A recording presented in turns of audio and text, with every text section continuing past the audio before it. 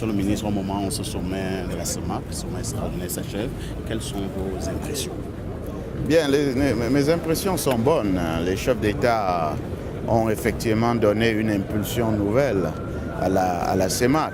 On le pressentait déjà avant l'ouverture même du sommet, s'agissant du problème de la libre circulation des personnes et des biens, qui est un principe qui était attendu depuis longtemps. Mais il n'y a pas que ça.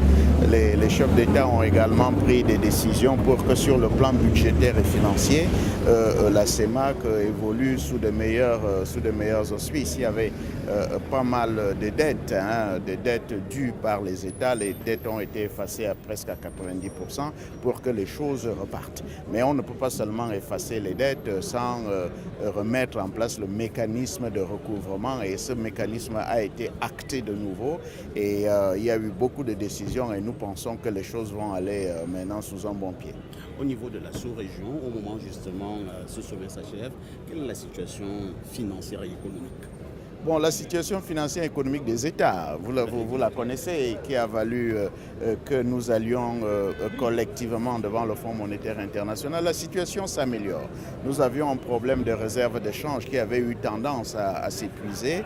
Le rapport qui a été fait par le gouverneur de la BEAC au chef d'État montre que nous avons stoppé la dégradation des réserves de change et que nous amorçons très légèrement la remontée. Mais il faut continuer. C'est pas encore gagné, c'est encore difficile.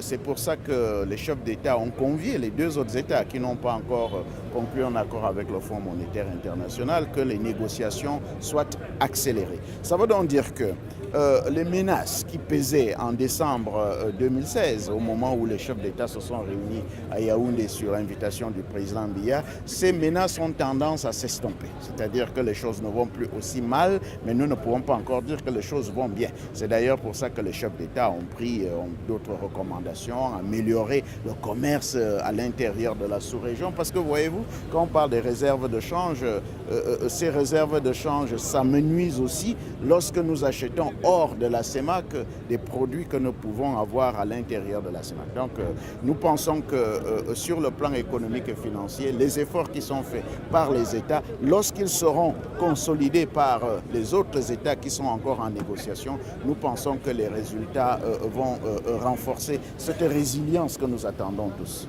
Merci, monsieur le ministre. Merci beaucoup. Merci.